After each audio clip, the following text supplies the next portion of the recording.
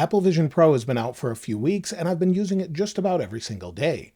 Now, I've been reviewing Apple products for years and typically stray away from my opinion in videos and just give more information. But this time around, I wanted to give you my opinion as someone who generally likes Apple products, but not as much this time. I'm not returning it either, by the way, but first let's go over the good and the bad. And the first good thing is the hardware. The hardware is top-notch. The hardware, being aluminum and glass and different fabrics and different things, come together with just simple attachments with magnets that hold things together, just very well thought out and what you expect of Apple. It's very high-end feeling, very top-notch, and definitely one of their best pieces of hardware they've ever designed, at least from an industrial design standpoint. When you put it on, you've got Optic ID that unlocks your eyes, or unlocks using your eyes. It works really well. And also you look around throughout the interface with your eyes and then select things with a pinch. This works really well most of the time. About 80% of the time, pinches register. Sometimes it's higher than that, sometimes it's a little odd, and it does do things I don't expect from time to time. But the overall interface and the way you use it, moving around with your eyes, tapping on things, works really well and probably will get even better in the future. And honestly, the eye tracking is like magic. That probably works the very best out of anything, where you're just looking around at different icons and then you tap to select them. The displays are incredible, super bright, very high quality, and of course over 4K per eye. There are some downsides we'll talk about a little bit later, but in general, they're the best displays in any VR AR headset I've seen, so they look really, really good. Window placement in visionOS also is pretty incredible. In fact, I had an experience where I actually had a window behind me. I was recording over there, recording a visionOS update video, left a window with my notes on it, went downstairs, watched a couple videos, then had a FaceTime call with my wife, placed the FaceTime call on the wall, turned around and actually saw the other windows still sitting over the area I was sitting in. I then later walked upstairs and the window was still behind me where I'd left it, one floor away at the other end of the house. So that's something that was pretty incredible, how it's doing it with GPS, maybe using the neural engine, just knowing where things are. That part was very, very impressive. Windows just stay where you put them and stay there a long time until you reboot the device. For what the speakers are, they're pretty incredible. Now, they're not as good as if maybe you have AirPods Pro or AirPods Max on, where you have the full experience, but for just being these little slits that are here on the side, it's much better than you would expect and sort of projects sound around you with spatial audio. So they've done a great job there. Very impressive, just like they've done on the MacBooks. Very good speakers overall. Accessibility is an area I haven't heard a lot of people talk about. There's accessibility features, so if you can't use your eyes, or maybe your eyes move regularly on their own, you can actually use your head to track things. Also, there was a video online of someone that could see things very close up but not far away, put a Vision Pro on, and was able to see using pass-through. So that part I was really impressed with. Apple's sort of thought this through, and I can only imagine it will get better over time. Now, using this with my Mac has been a pretty good experience, but the overall display on the Mac, on my Pro Display XDR, or when you're using maybe a Studio display, is just better than what you see with the Mac Studio display in here. So when you've got this paired with whether it's a Mac Studio, a MacBook, or something else, it looks good, but it's not as good as if you have a Studio display or one of the Retina MacBook displays. I much prefer to use this. However, you can have different things around you, such as maybe iMessage off to the side. You can have your notes in another area, and you just glance up and around and see what those things are. So in that sense, it's a really nice experience, but it's not as good as what you get on with your Pro Display or something else. When you're using it with that, it was good enough to edit video. I edited 3 videos. I've done tons of notes on it, watched videos and more, and I find the best thing this is good for is 3D movies. There's something that's just incredible about it because they can control the 3D on each eye. So it's not like 3D you see in the theater where it's a little bit dim. It's just really, really good. I've watched about 6 different movies in it, and it's definitely something that is probably its best use case at this point. There's 180-degree videos as well. Apple's pushed out some of those, and I really wish they would push out more, but I think we'll see more of those as time goes on, as those are very immersive and much better than what you get with maybe a MetaQuest because of the resolution. Now, there's lots of good things to talk about the Vision Pro, where there's lots of developers making apps and more, but I thought we'd talk about things that are sort of in the middle of good and bad. The first thing is pass-through. It's great that it has pass through. It really balances the overall environment so you can see well, but it gets very, very grainy, especially as the light goes down. So using this, I never once forgot I was in a headset. I think it's okay, but in certain situations in very bright light, I would say the MetaQuest 3 actually has better pass through in certain scenarios. Maybe that Close Encounters game where it sort of has little aliens come down, if you've played that, that pass through in a bright room actually looks less grainy. Maybe not as high resolution, but I never once forgot that I was actually in a headset. It's okay, it's just not great. It's 50% of the colors you see in real life, and definitely not as bright as real life. So it's okay, but not amazing. Now, one thing I think might surprise some people is the interface to me is really annoying. This is sort of a good and bad thing. The eye tracking is magic, but actually tapping on things is not 100% accurate, and sometimes you accidentally select things, they move around. In fact, I did that right before making this video. I moved some things around unintentionally, and that will improve over time, but I find the interface to be very frustrating. I find that you really have to slow down. That's why I don't believe this is really a true multitasking device. Yes, you can have a ton of windows, but when I have a Mac with a display in front of me, whether you're using one display, multiple displays, I can use the trackpad, look somewhere else, and continue to work much faster and much more efficiently.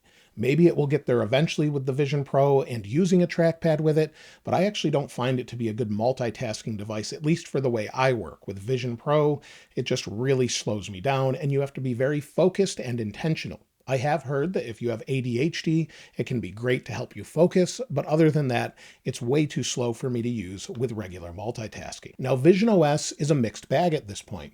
On the public version, it's a bit buggy, especially with the initial versions. It's getting better with the betas, but using it, there's some really nice considerations, the way different icons look, the way there's shadows, different things in the environment cast shadows. There's some really well thought out things to the overall OS, but there's a lot of bugs and things missing as well.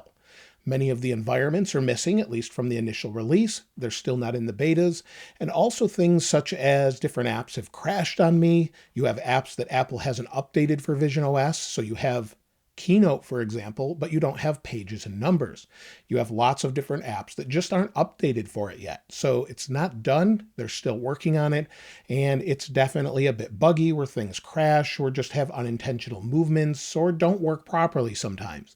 I've had to reboot it multiple times just to get apps to load. So there's definitely some issues there. And it's very much a 1.0 device or even a developer device at this point, maybe a 0.9 version of visionOS. So I'm sure that will improve, but that's a bit of a negative for me. Now, you may have already heard this, but it's very heavy. After you wear it for about an hour to maybe 2 hours, it starts to really press right here and here. In fact, if I take the light shield off, put it on my face right here, you can see where the pressure points would be.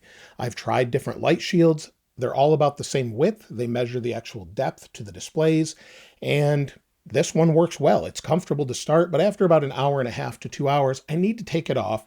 Despite having different cushions on it, it's just not comfortable on my face, and that's what you'll hear from many people. It's very heavy, and they'll probably lighten it over time, but right now, it just pushes a lot of pressure.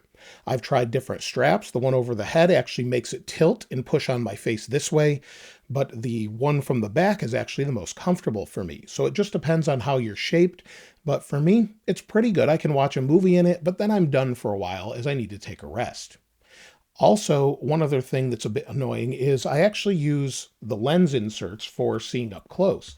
I have the Zeiss lens inserts and they work well, but you do get a lot of flaring in here. So you're always going to see sort of in bright situations, overcast flares over all of the lenses. This may be something that's very hard to combat. At this point, it's definitely annoying when you're trying to watch a movie and then it gets to a light situation. It's just something that's there and maybe they'll fix it in the future. Now, the displays, as good as they are, seem to use PWM and cause a lot of eye strain for a lot of people. Typically, by the time you're done using it, you're glad to get this off of your face and your eyes feel relieved. That's just the way it is at this point. I don't know if it's PWM or just having something this close to your eye and not being able to focus at depth regularly. There's a lot of things that really just lead to that eye strain, along with the minimized field of view. The Quest 3 has a better field of view. When you put this on, you can definitely tell that you're actually in a headset. There's black borders around your eyes, and it's just obvious. So it's one of those things that, again, will improve over time, but as an initial release, it's still there. When it comes to the EyeSight feature, this is incredibly creepy to me. Everyone I've shown it to, especially my wife, when I put this on for the first time, said, "Ew, don't look at me. That looks terrible and very creepy." It's low resolution, it's not very bright, and it switches to blue when you're sort of doing something. That part's not bad, but when it switches to eyes, it's just super creepy in my opinion. And Apple either should get rid of it entirely or improve it drastically.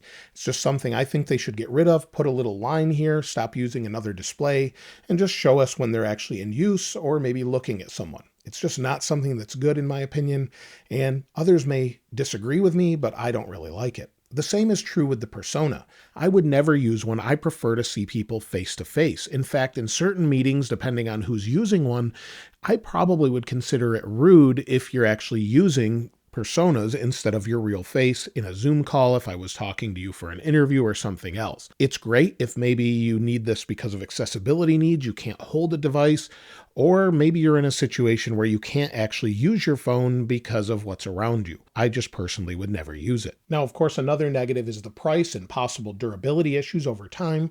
$3,500 seems insane, but the overall cost to build it, according to things that have come out recently, is about $1,500 just for parts. That's not including R&D, actual time to put it together, shipping costs, and much more. So it's a very expensive device to make right now with its high quality displays and all the other things that are in here with the M2 processor. It's impressive as far as the technology goes, but it's just something that is very expensive. It will come down in time, but right now it's very pricey, and that's just the way it is. Durability-wise, some people are getting cracks down the center. Thankfully, I haven't seen that, but that seems to be a concern for many, and the overall AppleCare cost is just a little bit absurd. So $500 plus a deductible, it's just super expensive. Now, as far as using this day to day, this is a negative for me. I personally do not want to use this in my day-to-day life other than watching movies. This is probably because I just don't want to put a headset on. I would rather use my Mac and my display here, and it's good for some things, but once you go through all the demos, the 180-degree sort of movies that Apple has, there's just nothing more to do with it, in my opinion. Everything else is like a demo.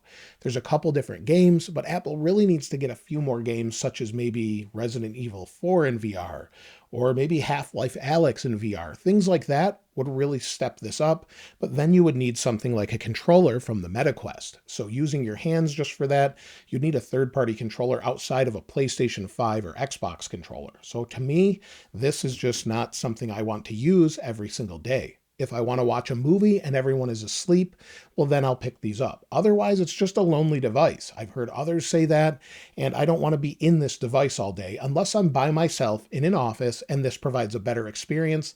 It's just not there yet for me. Once the apps come out that aren't just productivity apps and other things, maybe 3D modeling, then of course I'll use it more and more.